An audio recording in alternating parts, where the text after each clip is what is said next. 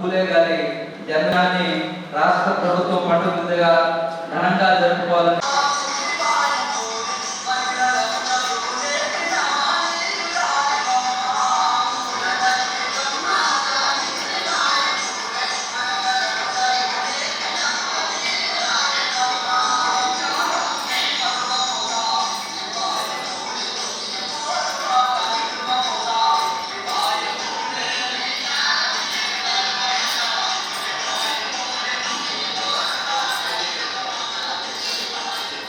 ప్రతి సంవత్సరం మాట్లాడుకుంటాను పూలే గారి గురించి, పూలే గారి గురించి.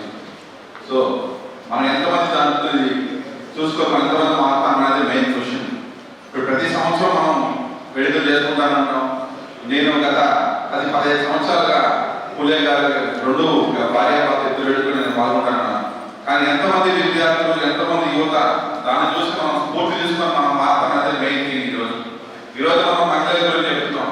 మహిళలు దాన్ని ఎంతవరకు ధైర్యంగా ఎంతమంది రాగలుగుతున్నారు, అలా వాళ్ళకి ఏం సపోర్ట్ మనం చేస్తున్నాం, వాళ్ళు ఏ విధంగా మనం బయటపడాలనే సిద్ధాంతంతో వచ్చేవాడిని. సో కాబట్టి ప్రతి ఒక్క స్టూడెంట్కి ఎప్పుడు చెప్తానంటాను, మనం చేసే పనిలో మనకు ఒక విజన్ ఉండాలి, మనకు ఒక క్లారిటీ ఉండాలి. ఏమీ లేని టెక్నాలజీ లేని రోజుల్లోనే 18th సెంచరీలోనే ఒక మహిళ ఎన్ని ఇబ్బందులు పడి ఒక మొట్టమొదటి టీచర్గా వచ్చి ఎంతో మంది పేద విద్యార్థులు కూడా ప్రతి ఒక్కరు చదువుకోవాలా, ప్రతి ఒక్క మహిళ చదువుకోవాలా, ప్రతి ఒక్క మహిళ కూడా ఇంట్లో బయట వచ్చి పనులు చేయాలనేటువంటి సంకల్పాన్ని ఒక యుద్ధం చేసినటువంటి మహిళ ఆలోచన చేస్తే ఈ రోజు మనం ఇంత టెక్నాలజీ, ఇంత టెక్నికల్ పెట్టుకొని ఎంతమంది మన మహిళలు బయటకు వస్తాము, ఎంతమంది స్టూడెంట్స్ చదువుకున్న బయట టెక్నికల్ గా చదివిన ప్రతి స్టూడెంట్స్ జాబ్ అంతా చెప్తే ప్రతి చదివిన స్టూడెంట్స్ కూడా ఎందుకు మీరు సెల్ఫ్ ఎంప్లాయ్మెంట్ కాన్సన్ట్రేషన్ చేయట్లేదు, ఎందుకు మీకు ఈ రోజు ఆంధ్ర రాష్ట్రం కావచ్చు, సెంట్రల్ గవర్నమెంట్ కావచ్చు, ఎన్ని స్కీమ్స్ బీసీలు కావచ్చు, ఎస్సీలు కావచ్చు, ఎస్టీలు కావచ్చు, కనీసం ఎన్ని స్కీమ్స్ మీద ఎంతమంది స్టూడెంట్స్ రోజు అవగాహన ఉండాలి, ఏ స్కీమ్ మన మహిళలకు మనం తీసుకుంటే బలకరమైన దానిపై అవగాహన ఉండాలి. కాబట్టి దయచేసి నేను ఎప్పుడు చెప్పే రోజుగా ఒకటే, మీరు చదువు మనకు ఎంతో ముఖ్యమో, మనకు దానికి ఉన్నటువంటి తెలివితేటలు అంతే ముఖ్యం, మనకు ఉండే ధైర్యం అంతే ముఖ్యం. ఈ 3 మనం కలిస్తేనే మనం లైఫ్లో ఎదగలుగుతాము.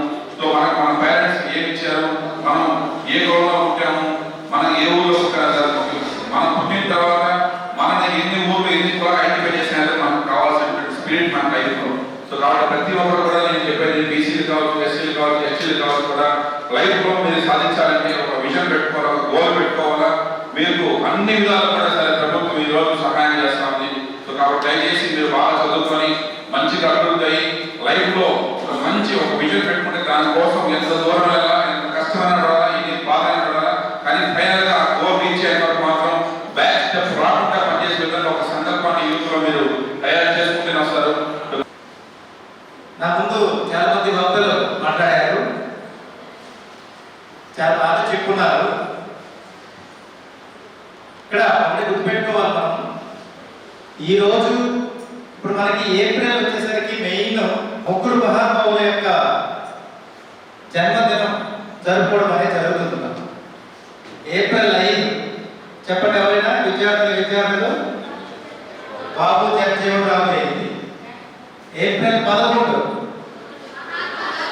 మహాత్మా జ్యోతిబా ఫులే జయంతి. ఏప్రిల్ 14 డాక్టర్ బిఆర్ అంబేద్కర్ జయంతి. నిజంగా మహానుభావులు, మహోన్నత వ్యక్తులు వీరు. వాళ్ళ ఆశయాలు, ఆలోచనలు ఉన్నతంగా ఉన్నాయి కాబట్టి 1827 ఏప్రిల్ 11వ తేదీన మహారాష్ట్రలోని సతారా జిల్లాలో ఒక పూలు అమ్ముకునే కుటుంబంలో మన మహాత్మా జ్యోతిబా ఫులే జన్మించారు. కాకపోతే 9 నెలల వయసులోనే మన మహాత్మా జ్యోతిబా ఫులే 9 నెలల వయసులోనే తల్లిగారు స్వర్గస్థులైనారు. అయినప్పటికీ ఈయనకి చిన్నాన్నలు, పెద్దన్నలు, తండ్రి గారు ఇతని యొక్క తెలివితేటలను చూసి ఒక మంచి పాఠశాలలో చేర్పించడం అనేది జరిగింది. ఇక్కడ మనం ఒకటి గ్రహించాలి, ఇప్పటికీ కూడా మనం జయంతిని ఒక ప్రభుత్వం, ఆంధ్రప్రదేశ్ ప్రభుత్వం ఇంత ఉన్నతంగా జరుపుకుంటుందంటే అతని యొక్క ఆశయాలు కానీ ఆలోచనలు కానీ మన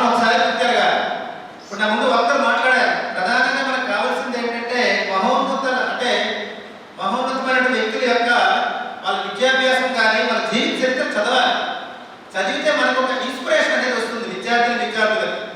ఇతను చేసింది ఏంటి? అప్పుడున్న అవకాశాలను సద్వినియోగం చేసుకొని బాగా చదువుకున్నాడు. అంటే ఎడ్యుకేషన్ మీద కాన్సన్ట్రేషన్ చేశాడు. ఎడ్యుకేషన్ మీద కాన్సన్ట్రేషన్ చేయడం వల్ల ఈ రోజు మనం 199వ జయంతిని కూడా జరుపుకోగలుగుతున్నాం. అది గుర్తెరగాలి. అంటే ఎడ్యుకేషన్కి అంత విలువ ఉంటుంది. కాబట్టి విద్యార్థులు ఇలాంటి ప్రోగ్రామ్ చేస్తున్నారంటే ఏదో వచ్చి మనం ఏదో కార్యక్రమం చేసుకొని వెళ్ళిపోవడం కాదు. ఆ బహుమత వ్యక్తుల ఆశయాలు, ఆలోచనలు అవన్నీ కూడా మనం గుర్తెరగాలి. దానికి అనుగుణంగా మనం నడుచుకోవాలి. ఆయన చేసింది ఏంటి? ఆనాడు అగ్రవర్ణాల్లో కూడా, లేకపోతే బడుగు 15 వర్గాల్లో కూడా మహిళలకు విద్య లేదు. మహిళల విద్య కోసం అంటే చదువుకుంటేనే మహిళలు రాణిస్తారు సమాజంలో. ఈ సామాజిక అస్పృశ్యత అనేది రూపుమాపడానికి అవకాశం ఉంటుందని ఒక మంచి ఉద్దేశంతో ఏం చేశారు? తాను వివాహం చేసుకున్న తన భార్యని ముందు చదువుకునేటట్టు చేశారు. చదువు నేర్పించడం అనేది జరిగింది. తన ద్వారా మహిళల అభ్యున్నతికి, మహిళల విద్య సాధించడానికి 1848, 1851లో రెండు విద్యాలయాలు కూడా స్థాపించడం జరిగింది. ఆ ముందు చూపు చూడండి ఒకసారి. దానిని మనం గుర్తెరగాలి. ఆ ముందు చూపు మంచి ఆలోచన.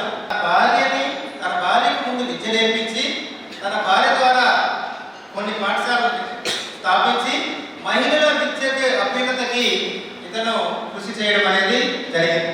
ఇక్కడ ఒకటి గుర్తుపెట్టుకోవాలి. విద్యార్థులకు నేను జిల్లా యంత్రాంగం తరఫున కోరేది ఏంటంటే బాగా చదువుకోవాలి. క్రమశిక్షణతో చదువుకోవాలి. చదువుకున్నప్పుడే మనం ఉన్నత స్థాయికి, ఉన్నత ఆలోచనలు కలిగి, ఉన్నత స్థాయికి నేటి బాలలే రేపటి భారత పౌరులు కాబట్టి ఒక మంచి పౌరులుగా భారతదేశానికి తయారై భారతదేశం అభివృద్ధిలో ప్రతి ఒక్కరూ కృషి చేయడానికి అవకాశము ఉంటుంది. కాబట్టి నా రిక్వెస్ట్ ఏమంటే, ఇప్పుడు సపోజ్కి మనం ఒకటి గుర్తుపెట్టుకోవాలి. డాక్టర్ బిఆర్ అంబేద్కర్ గారు ఉన్నారు అందరికీ కదా. డాక్టర్ బిఆర్ అంబేద్కర్ గారు కూడా మహాత్మా జ్యోతి బాపులేని